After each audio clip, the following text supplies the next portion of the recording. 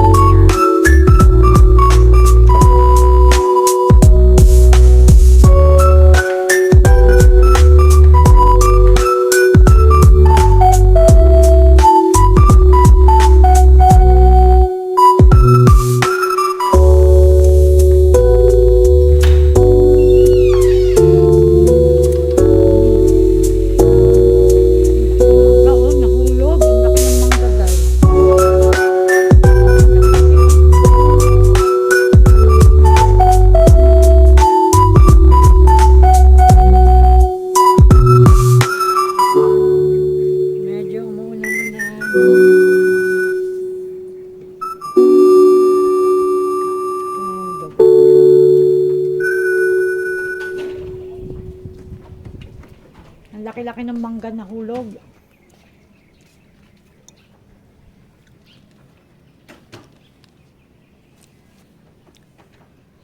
Nakain ako ng best sweat.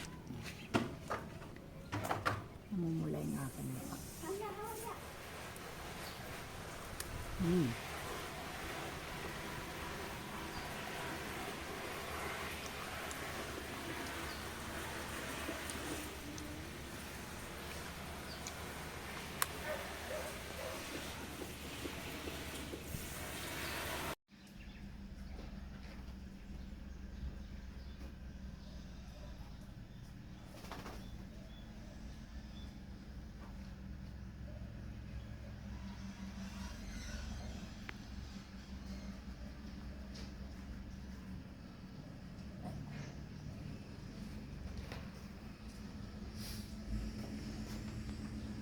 Oh, yan ang bago kong setup. You can see beautiful.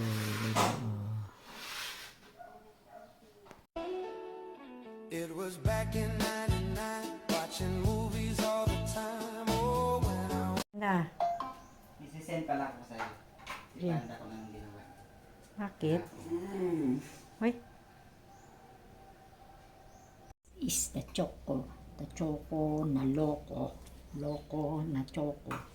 Choco na loko. Ganda niya, oh.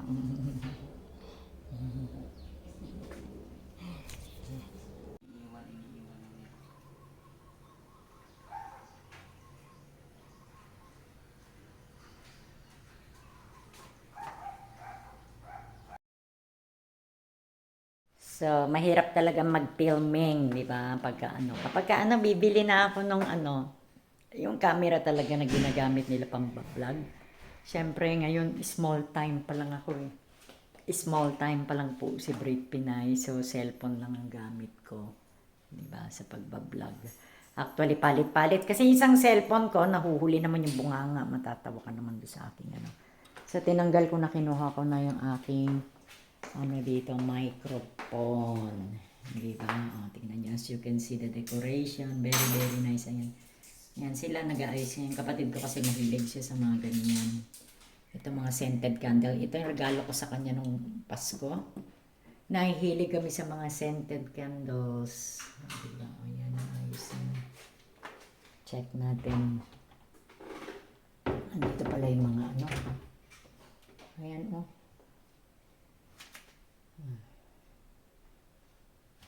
Dun sa taas, umakyat ako kahapon, di ba? May mga nakulimbat ako doon ng mga ano, yung mga bag na hindi na namin ginagamit. Kinuha ko ulit yung mga iba at gagamitin. Kasi sayang kaysa naman mabulok.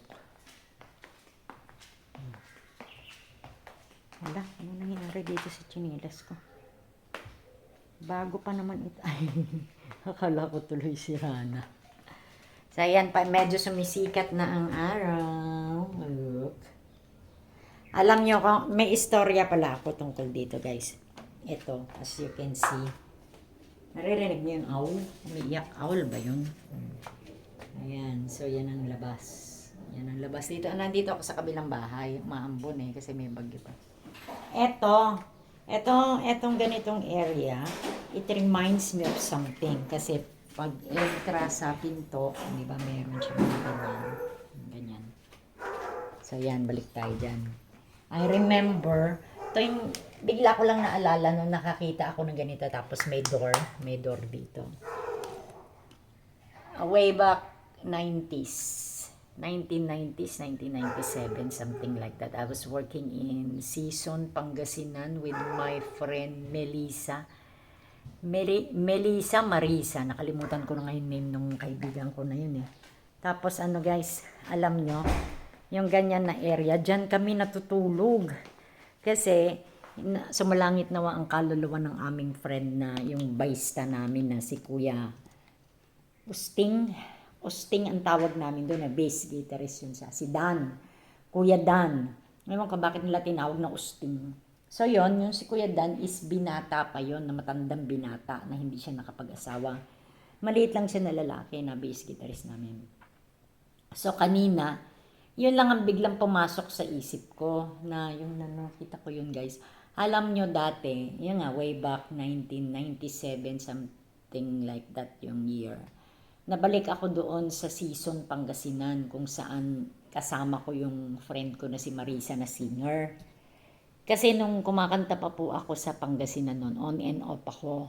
On and off means, kanyari pupunta ako ngayong year na to, nandun ako sa Dagupan, ganun. Oh. Tapos napagod ako, hihinto ulit ako, magpapahinga ako, uwi ako ng Bulacan sa bahay ng auntie ko. And then after that, mamimiss ko na naman kumanta, babalik na naman ako doon sa area kung saan ako nagbabanda. So in short, to make my story short, baka sabihin ng haba ng story ako. Yan nga, doon sa Season Pangasinan, nabalik ako doon after ng mga few months, years na pagbabanda. Pumunta ako sa Season Pangasinan. Doon sa Season Pangasinan, doon nakatira si Kuya Dan. Tapos, yung bahay niya, yung katabi noon, may bar. Yung sinaal nga doon dati, yung tumutugtog doon yung dati, yung ex-boyfriend ko dati. Na nagkaanak ako sa kanya, kaya lang hindi kami sinuwerte, and then nag-separate ways kami, nag-asawa siya, nag-asawa din ako, gano'n. So kaya lang naalala ko yung lugar na yun guys, kasi dun sa Season Pangasinan, nanatili ako dun ng mga 1 month, parang 1 month. So dati pag pumupunta ako, malakas ang loob ko kasi pupunta ako dun, ang pamasahe ko, saktong pamasahe lang. Yung kunyari, ang pera ko is 200, 300. Ganun kalakas ang loob ko dati guys. 300 peso. From Manila, magbabas ako, sasakay ako ng bus, papunta akong Pangasinan, siguro ang pera ko 300 peso. So darating ako doon sa area na yon, doon sa Season Pangasinan, doon ako maghahanap ng trabaho. Magbabakasakali ako makakahanap ako ng trabaho. Ganun kalakas ang loob ko dati. So yun, in short, dumating ako doon sa Season. So syempre dahil bass guitarist namin yun si Kuya Dan. So nagpunta ako sa kanya kasi alam ko yung bahay niya eh. Alam ko yung bahay niya kasi dati nung syempre nakikita mo kung saan sila nakatira, alam mo kung saan yung area. So napunta ako doon. Nung napunta ako doon, guys, na-stranded kami. Ako at saka yung si Marisa. Si Marisa is parang taga Cebu. Hindi ko na siya mahanap ngayon kung nasan siya. Basta alam ko lang Marisa yung name niya.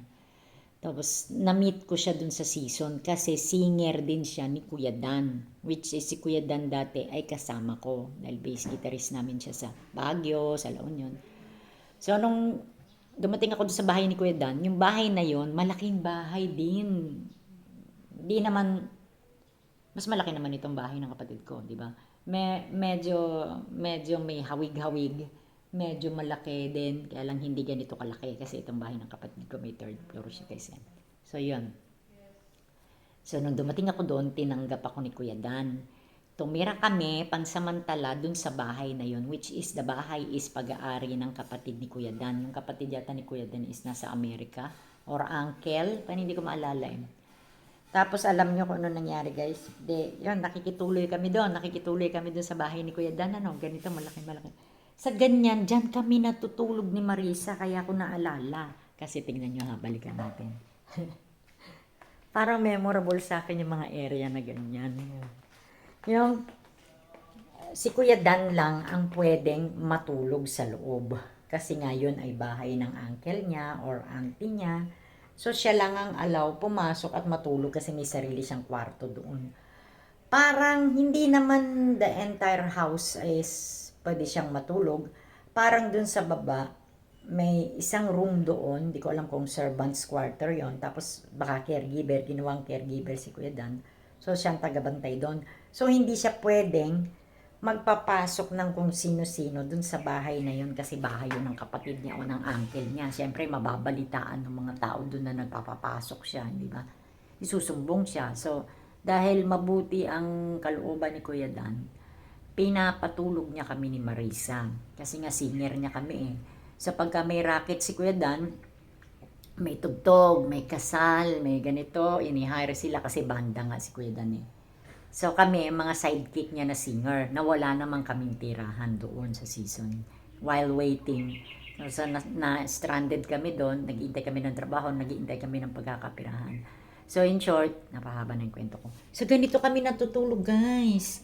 So pagpasok, ito kunyari entrada ng bahay ni na Kuya Dan, pero hindi naman ganito gate. May gate lang siya na bakal. Tapos pagpasok mo, maglalatag na kami dyan. Binibigyan kami ni Kuya Dan ng karton and then banig. Tapos wala nga kaming unan eh. Oo, tapos natutulog kaming dalawa ni Marisa dyan. Tapos, siyempre sa mga susunod na araw, may mga gig na kami. So pag nagkaroon kami ng gig, ang sahod namin is siguro 100, 200 pesos.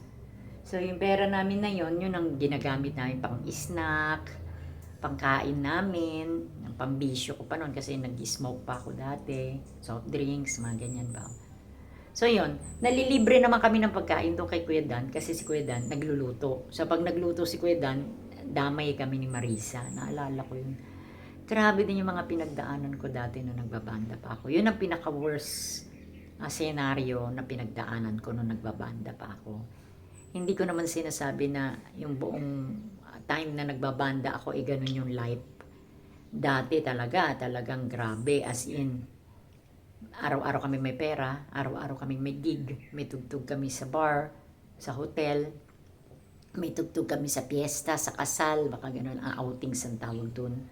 So marami talaga kaming pera noon. Pero there was a time na naranasan namin yung ganun kasi nga nung pumunta ako ng season, yun ang pinaka-worst. Pero kumakain naman kami guys, hindi naman masasabi na hindi kami kumakain. So ganun ang pinagdaanan ko being a banda, being a singer. So yung season Pangasinan yun ang hindi ko makakalimutan. Kasi sa ganyan kami natutulog. Kaya kanina na-imagine ko na nagbablog ako, nadaan ako dito. Bigla akong may naalala kasi parang ganito din yung simento nila dun eh. So nahihiga kami dyan na pagka umaga, nililigpit na namin yung karton, tsaka yung banig namin. Tapos parang may unan naman din yata kami ni Marisa o yung bag namin yung unan namin. Tapos the next day, syempre, magre-ready na kami kasi may outing kami, may tugtog kami. So may mga damit naman kami doon, yung parang ganun ba. Tapos magme-makeup na kami. Grabe din yung pinagdaanan ko, no? Parang ang sarap ikwento yung life ko dito sa aking channel, di ba? Kung ano yung pinagdaanan namin bilang musician at saka singer nung unang panahon, hindi pinagdaanan nung mga ngayon.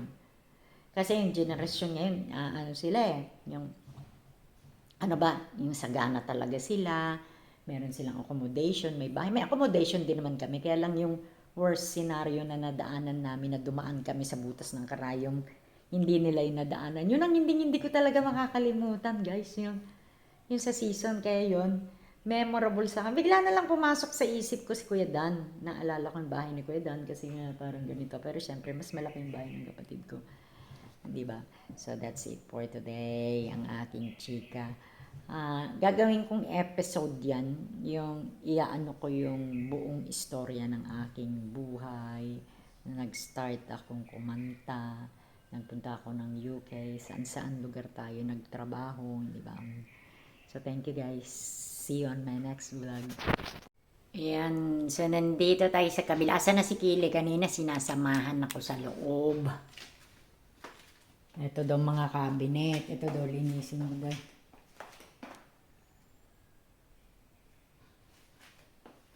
Yeah.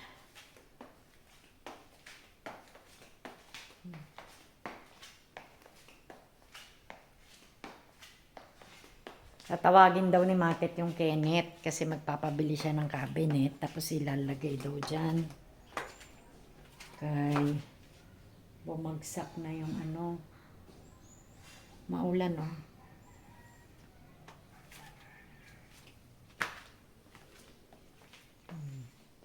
Tingnan niyo yung mga supas, di ba?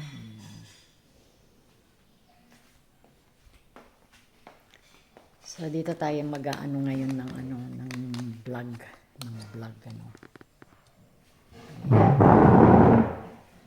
I'm gonna sit here. Yeah. Ano, maulan in some places in the Philippines. Kaya medyo nagmo-monitor tayo kanina kung lalakas bang umulan. Actually, umulan kaninang madaling araw. Siguro mga alas 4. Nagising ako ng 4 a.m. in the morning. And then umulan. So, syempre, mapagmasid dapat tayo. Kasi in some places in Davao daw, guys. Meron ako napanood sa Davao, Diyos ko. Inano sila yung, ano ba to, bumaha, tumaas yung tubig. Tapos nagtakbuhan yung mga taong gabing-gabi. Diyos ko, nakakatakot naman yung ganun. Buti na lang dito sa area where we live, medyo mataas siya, guys. Ayan. So, nandito ako sa kabilang bahay. O, kanina may nakausap ako kanina bago natin nakilala. So, ano siya, engineer daw siya. So, let's say, we meet a lot of friends. Diba, marami tayong friendship. Naglagay ako ng suka sa paa ko kasi habang inaayos ko yung sampayan kanina, inaayos ko yung sampay ko kasi naglaba ako ng mga bag. Yung mga bag ko na hindi na siya nagagamit. May gumapang sa paa ko na insekto na parang gagamba. Nakakatakot. Alam niyo naman ako. Takot ako sa mga parang gagamba. So, yan. That's it for today. So, continuous lang ang ating pagbablog kasi alas 9 pa lang naman pala. Hinahanap ko si Inday. Makita ko sa taas. Hinanap ko sa kapatid ko itong cabinet kasi itong oh my God. Anong lutuan?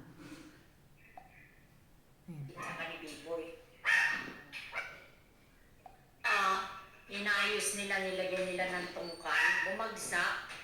Tumabingi ba? Siguro rumupok. Inayos ni Reggie at ni B-Boy.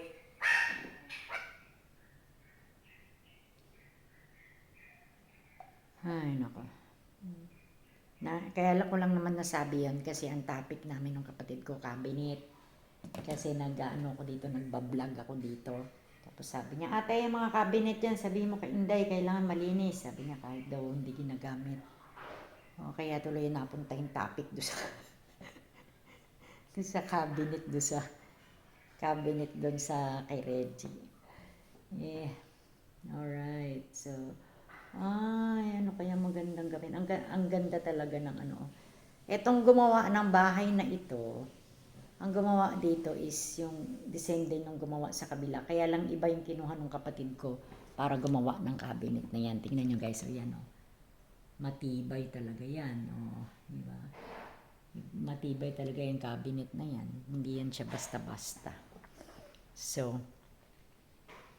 let's check.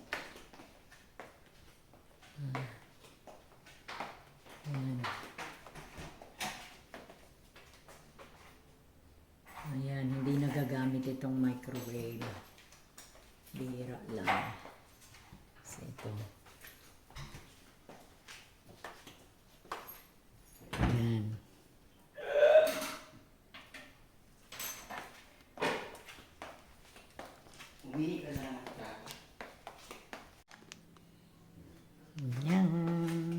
Punta tayo sa kabila.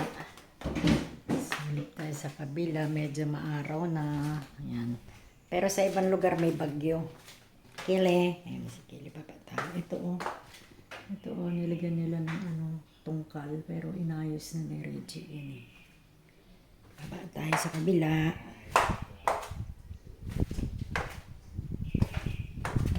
Bait ni Kili. Pag may dumadaan talaga, gumigilid talaga siya. Ayan. Ayan siya, oh. Oh.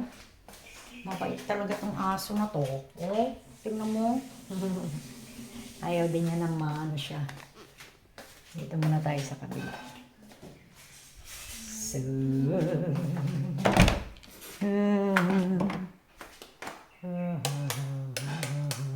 let's light.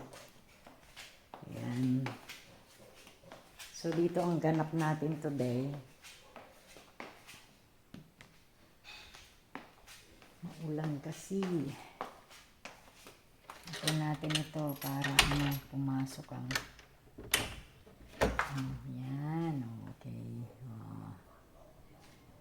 Diba? Tingnan natin kung ano. May ulan, oh.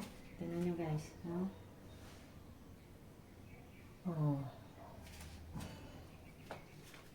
Maambon pa. Maambon-ambon. Ay, andito si Kili. Sinasamahan ako. Mabait talaga itong babae na to. Teka, dyan muna tayo. Sorry, guys. At malikot ang aking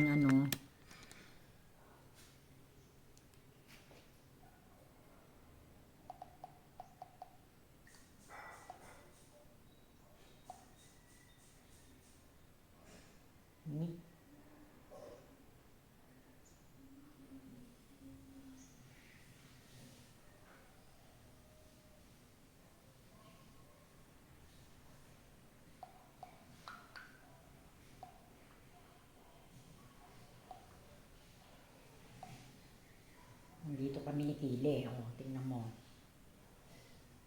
Dito kami. Sumunod siya sa akin.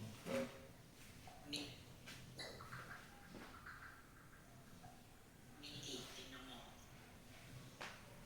Dito kami.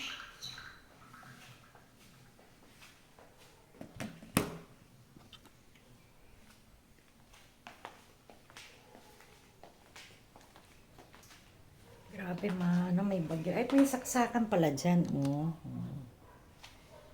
Ang naalala ko dati, isi-share ko nga pala, yun palang iba-vlog ko. Yung, ano ba ito? Ito muna, may ka-text ko lang ng kapatid ko. Sumunod siya sa akin.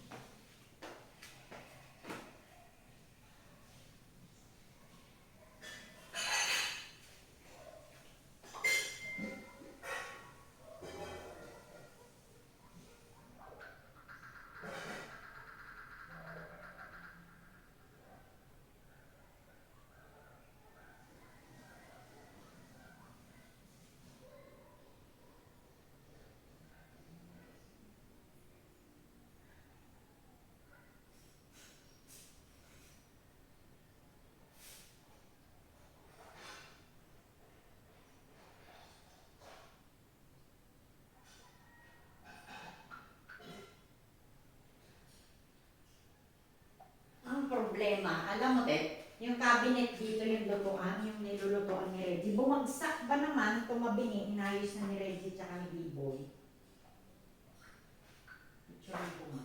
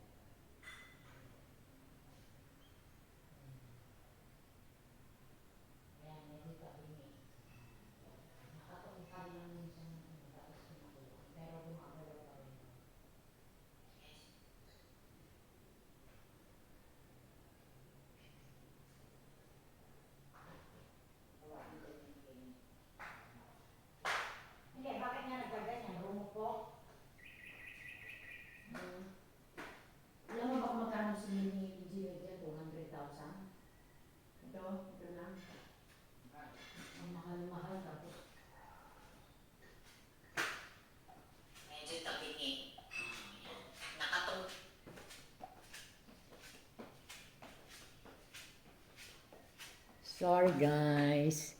So today is Saturday. Saturday nga ba ngayon? Oh, maulan.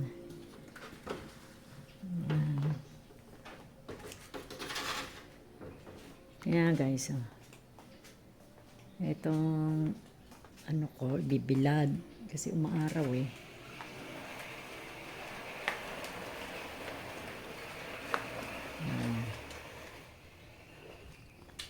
Para siyang matuyo. Ito yung mga nilabahan ko kahapon. Ay, ano ba yun?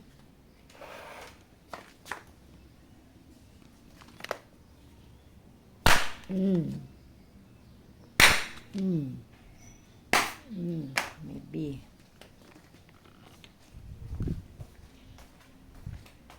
So, yan ang aking setup, guys. Inayos ko yun kahapon, no? Di ba? Ito, hindi ito nagagamit. Galing to do sa kabila. Ginamit namin ito dati sa Orbits. Binili nung kapatid ko. Medyo mahal pa yan eh. O eh, kaysa nakatambak doon, ginawa ko, nilagay ko dyan.